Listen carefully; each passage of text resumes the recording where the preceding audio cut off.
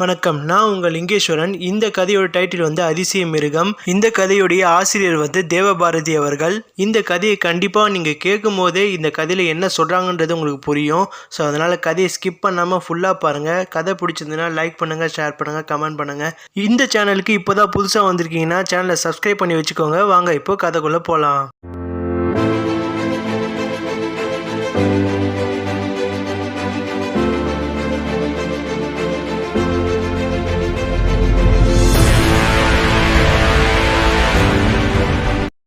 முன்னொரு காலத்தில் ஒரு நாள் அதிகாலையில் விவசாயி ஒருவன் தன் நிலத்தில் பாடுபட்டு கொண்டிருந்தான். அப்போது எங்கிருந்தோ வினோதமான சத்தம் கேட்டது. முதலில் அது ஒரு குழந்தையின் அழுகுரல் மாதிரி கேட்டது. அவன் அந்த சத்தம் எங்கிருந்து வருகிறது என்றறிய உற்று கவனித்தான்.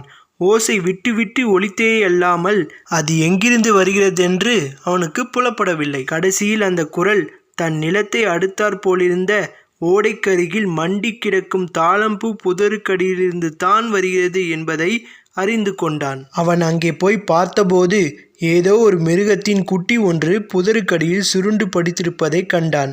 அப்பிராணி முழுவென்று அடர்ந்த ரோமத்துடனும் வாளுடனும் பொன்னிற வண்ணத்தில் மிகவும் அழகாயிருந்தது. சாயங்காலம் வீடு திரும்புகிற போது அவன் அதை வீட்டிற்கு கொண்டு வந்தான். அந்த அதிசய மிருகத்தின் குட்டியை கிராமத்தில் உள்ளவர்கள் எல்லாம் வந்து பார்த்து வியந்தனர். ஆனால் ஒருவருக்கும் அது என்ன பிராணியின் குட்டி என்று சொல்ல தெரியவில்லை. அந்த விவசாயி அதற்கு தினந்தோறும் பாலும் சோறும் வைத்தான். 4-5 மாதங்களில் அந்த விலங்கு வேட்டை நாயை விட பெரிதாய் வளர்ந்துவிட்டது. நகங்களும் பற்களும் முளைத்து பார்த்தாலே பயப்படும்படியாய் இருந்தது. ஆனால் அந்த மிருகம் யாருக்கும் எவ்வித தொந்தரவும் தருவதில்லை. எல்லா மனிதர்களிடமும் அது அன்பாய் இருந்தது. எல்லா குழந்தைகளிடமும் அது கொஞ்சி விளையாடியது. குழந்தைகள் எல்லாம் அதன் முதுகில் ஏறி சவாரி செய்வார்கள். அதுவும் அவர்கள் விழுந்து விடாமல் ஜாக்கிரதையாய் சுமந்து கொண்டு ஓடி விளையாடும். இரவில் விவசாயியின் வீட்டை காவல் காக்கும். பகலில் எங்கும் அவனோடு துணையாய் போகும். பறவைகளை கூட அது துரத்தவோ கடிப்பதோ கிடையாது. ஒரு நாள் அந்த விவசாயியின் பொண்டாட்டிக்கும் பக்கத்து வீட்டுக்காரனின் மனைவிக்கும் சண்டை வந்துவிட்டது.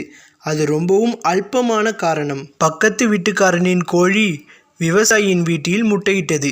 விவசாயியின் பொண்டாட்டி அதை எடுத்து வைத்து கொண்டாள். ஆனால் பக்கத்து வீட்டுக்காரனின் மனைவி அதை பார்த்து விட்டாள். கடைசியில் பெண்களின் சண்டை விவசாயியும் பக்கத்து வீட்டுக்காரனும் அடித்து கொண்டதில் முடிந்தது. ஊர் ஜனங்கள் தலையிட்டு ஒரு வழியாக அவர்களின் சண்டையை தீர்த்து வைத்தார்கள்.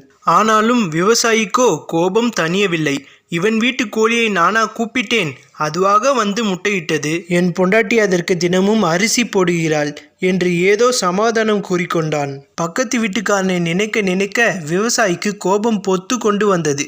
அப்போது அவனுக்கு ஒரு யோசனை தோன்றியது. அன்றிரவு சாப்பிட்டு விட்டு விவசாயி குடிசைக்கு வெளியே கயிற்று கட்டிலில் வந்து அமர்ந்து கொண்டான்.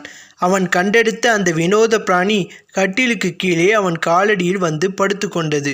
ஏ அழகிய மிருகமே, நீ நன்றி மறக்க மாட்டாய் என்று நினைக்கிறேன்.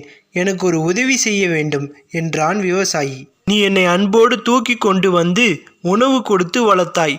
உனக்காக நான் என்ன வேண்டுமானாலும் செய்வேன். அப்படியானால் நீ பக்கத்து வீட்டுக்காரனை கொன்றுவிடு. காலையில் என்னிடம் சண்டை போட்டான் அல்லவா? விவசாயியின் வார்த்தைகளை கேட்டதும் அந்த பிராணிக்கு ஒன்றும் தோன்றவில்லை. அது இதுவரை தன் வாழ்நாளில் யாரையும் ஒரு சின்ன ஜந்துவை கூட கொன்றதில்லை. மாமிசத்தின் ருசியே அதற்கு தெரியாது. கொல்வது என்றால் என்ன? நான் எப்படி அதை செய்ய முடியும்? ஏ விசித்திர மிருகமே, நீ உன் இயல்புக்கு மாறாய் வளர்ந்து விட்டாய். மிருகங்களான நீங்கள் மாமிச பச்சினிகள். அதற்காகத்தான் உனக்கு நகமும் பல்லும் அத்தனை கூர்மையாய் வளர்ந்திருக்கின்றன. நான் சொல்வதை கேட்கவில்லை என்றால் நீ நன்றி கெட்ட மிருகம் என்றான் விவசாயி. நான் இப்போது என்ன செய்ய வேண்டும் சொல் என்றது பிராணி. நீ அவனை பார்த்ததும் எகிரி பாய்ந்து நகத்தால் அவன் உடலை கிழிக்க வேண்டும். உன் பற்களால் அவனை கடித்து குதற வேண்டும். அப்போது உனக்கு வெகுமதியாய் அவன் இரத்தமும் சதையும் கிடைக்கும். மிருகமான உனக்கு அது மிகவும் பிடிக்கும். அவன் சொல்லி வாய் மூடும் முன் அந்த வினோதமான பிராணி அந்த விவசாயியின் மீதே பாய்ந்தது. அவன் அதற்கு கற்றுக் கொடுத்த மாதிரியே நடந்து கொண்டது. சற்றைக்கெல்லாம் அந்த விசித்திர மிருகம் காட்டிற்குள் ஓடி மறைந்தது.